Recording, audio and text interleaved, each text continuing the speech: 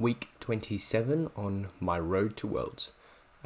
This is another week where I kind of just spent most of my time rehabbing my finger, not making it worse. I think that's the main thing. It's going to get better over time with my rehab exercises, but the training that I'm doing is very wary of my finger because it's still kind of early stages. I don't want to jump in too quick and set myself back. So I'm kind of just taking it easy. I'm probably doing a lot less than I probably could, but I would rather go a little bit less than a little bit over. So a lot of what I'm doing is just kind of a lot of controlled movements. If there is a dynamic move, which there is a few of them this week, I try and feel the move a few times off camera before I try it on camera, which just means that when I'm doing it, I'm comfortable in the move instead of trying something and giving it my all and then injuring myself. I kind of go feel the move, stop, and then just kind of build up to it just so I know what my limits are without just straight overstepping it. And you'll see a couple of that actual on-camera training in this before I even, after the fact of testing the moves. So let's have a look. So this is a boulder that I avoided doing last week because, for one, that crimp looks pretty nails, and the top section as well is pretty crimpy. So this isn't my flash go. I did give it a go before this, where I dropped this move because I didn't want to commit to squeezing too hard. And then my next attempt, I kind of just pulled on from here, felt the move, and then was able to get to the top. So this was me just trying to obviously link it together because I didn't really feel it in my finger, which means I was actually able to give it some.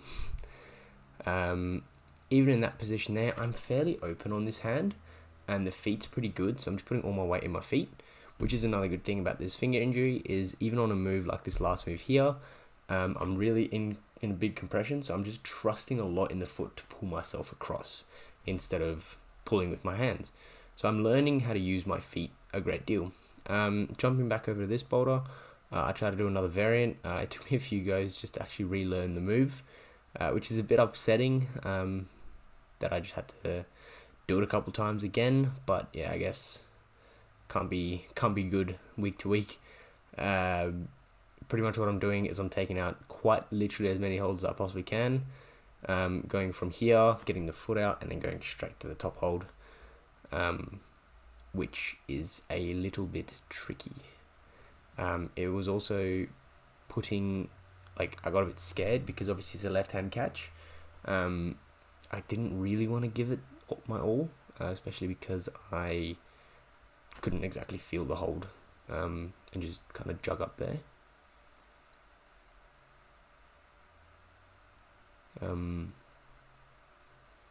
Again, not every go is a success, even if it's a move I've done many times. And then to go like this, I kind of give it some. I get my fingers around there, but I just don't want to actually hit and engage. Feels a bit too violent. Going back to this boulder from last week that I just campused up, I wanted to try and get like a bat hang, which I half did, and then I just fell over. And then later I wanted to try and actually do it properly by actually getting the toe hook, which I managed to do pretty quickly. Probably still powered that a little bit more than most people that don't really have my sense of power but have more technical advantage. And the top section I found a lot easier now that I've kind of learned how to do it. This is kind of like a made-up boulder that I just set, which has had a good couple moves. Again, that crimp actually felt pretty decent. Didn't hurt nearly as much as I thought it was going to, which was quite nice. And then just kind of a big jump and catch, which I felt pretty good on. Just a variant that I wanted to do here. I kind of wanted to continue through to the top black. And at this point, I'm like, okay, I just need to jump higher. So I jumped straight on it again. And I'm able to kind of reach the hold, but just full stretch, not being able to pull. So I'm really annoyed at myself here, so I just jump from the red, which still started to pull pretty hard to get there. And I'm just annoyed that I couldn't do it the way that I wanted to do it. And then I went over this boulder, which I spent most of my time on, actually. Actually, no, not this boulder. I'm kind of in this area of boulders. So just using just a few different kinds of holds. And yeah, feeling pretty strong there. So I wanted to see if it would be easier or harder to, instead of jumping off the green, just jumping off the black. Which I found out, yes, it was very, very much harder. Just generating from this position was a great deal harder. You're a lot more like over here instead of out here, so you can't actually pull yourself in to jump. With my height, I was able to like just get jumping off the right foot instead of the left. Obviously I could have just like stood up on the black, but I'm trying to just learn that move.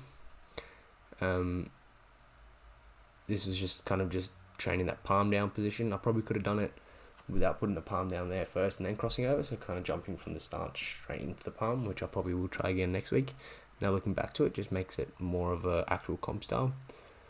Going back to this boulder, I wanted to try this again, but knowing to stop there and then just kind of just one arm pulling through to there.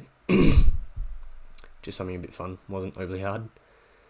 And then this is what I spent most of the rest of my time on. I think if I'm going to try this again, I'm just going to get rid of that middle foot and just jump straight over to the left, make it a little bit harder. And the idea here was to jump over from here onto the two blues.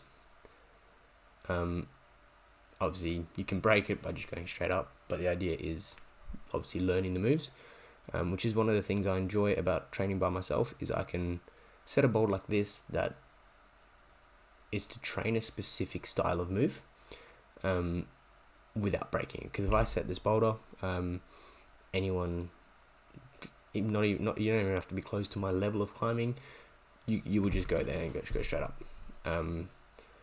So it's one of the things I enjoy about climbing alone. I can set this move with the intent of training this exact move in this boulder, and I won't have to worry about people just breaking it and making it look like an easy boulder, because I'm learning a particular move. I learned that instead of coming in and matching and jumping out, just jumping from here and pulling one arm and catching out, actually puts me in a lot better body position. So that's one of the actually a very good takeaway from that, is I was able to learn the moves and find a way that suits me better. So definitely a boulder I'm going to go back to this week.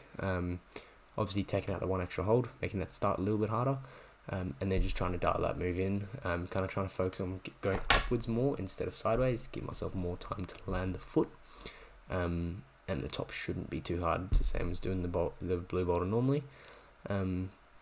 But yeah, moral of the story,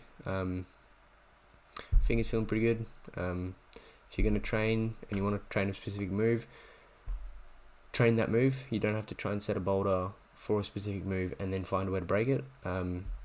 Like this last boulder that I did, I wanted to train that move. I did the move. I could have probably broken it a lot easier, but the aim is to get better at specific things, so focus on that. Stick around for the journey.